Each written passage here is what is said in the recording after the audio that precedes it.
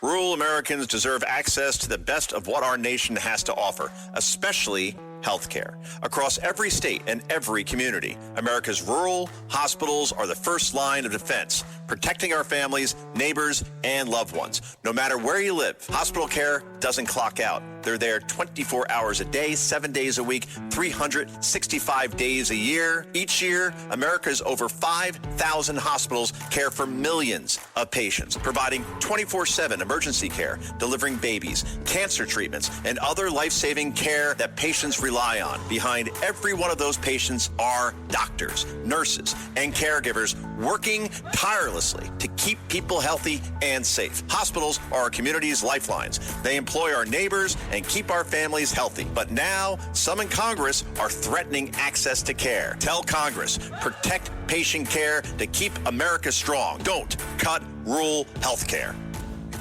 Listen, all you New Yorkers.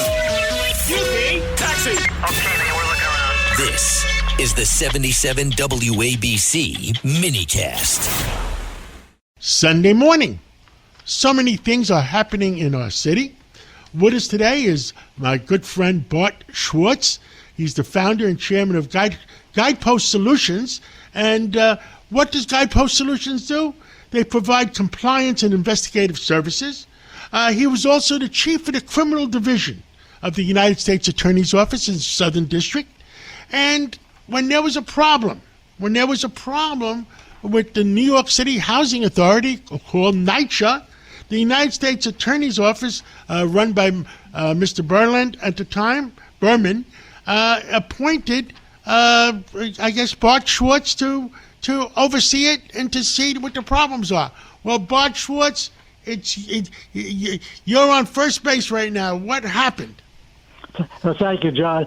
Well, there were so many problems at NYCHA, and NYCHA was not facing them, that finally the city, NYCHA, the federal government, all agreed in a very lengthy document of the goals that NYCHA had to achieve, the problems that it had to face, and the things that it had to do. And it was my job to oversee their compliance with that agreement. I was not a receiver; I was a monitor. So I had a limited authority, but I had a lot of authority when it came to what was in the agreement. And what were I understand. What were the findings? I mean, how many NYCHA apartments are there in New York? John, it's enormous. Although that's often used as an excuse, and it shouldn't be. But it's approximately, as best people can tell, it's approximately 500,000 people, about 175,000 apartments. There were 2,300 buildings with people living in them, and over 300 developments or campuses. So it's really, on its own, it's one of the largest cities in the country. That is a lot. That is a lot of people. And I remember me and you discussing it just one day, and the problems with that, empty apartments or people that are not paying rent, et cetera, et cetera. What were your biggest apartments that you were facing? Security, people feeling safe walking around. John, there were many serious problems there. I would say, though, the one I put at the top of my list is lead poisoning of children. Lead poisoning of children in the NYCHA buildings? Oh, my yes. God.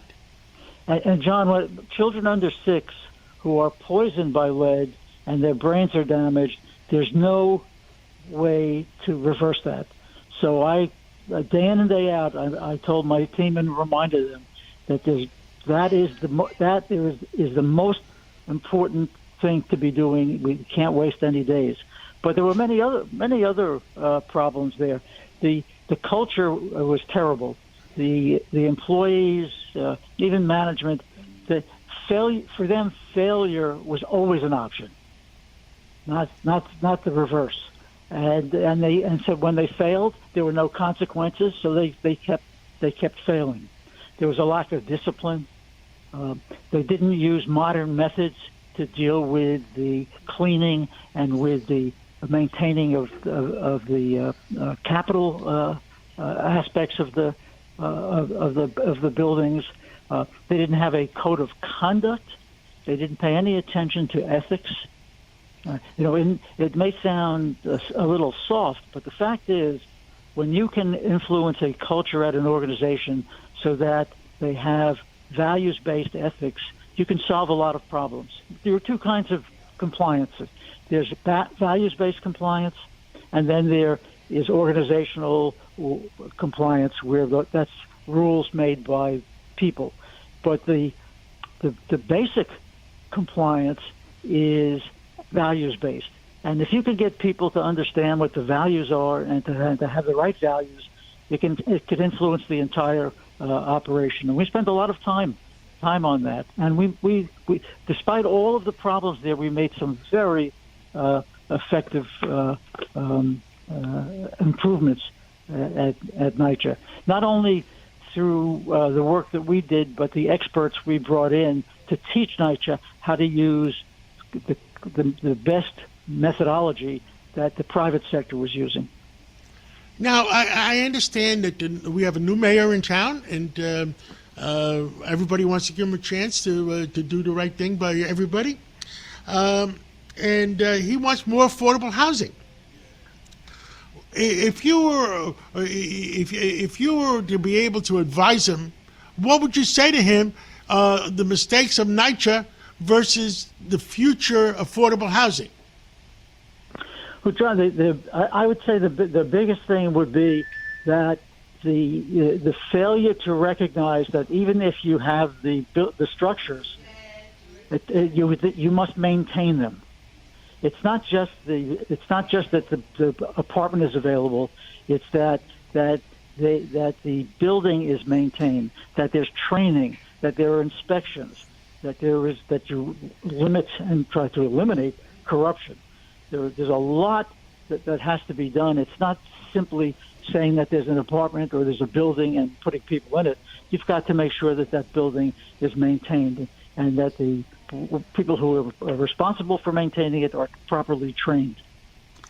Well, Bart Schwartz, thank you so much for the update, and let's continue to talk about it, because the people in affordable housing deserve better, but the people, the citizens of city of New York and the United States deserve better too. But let's figure it out. And I also must commend you. You're doing a great job as the president of the Police Athletic League, and thank you for on behalf of the kids.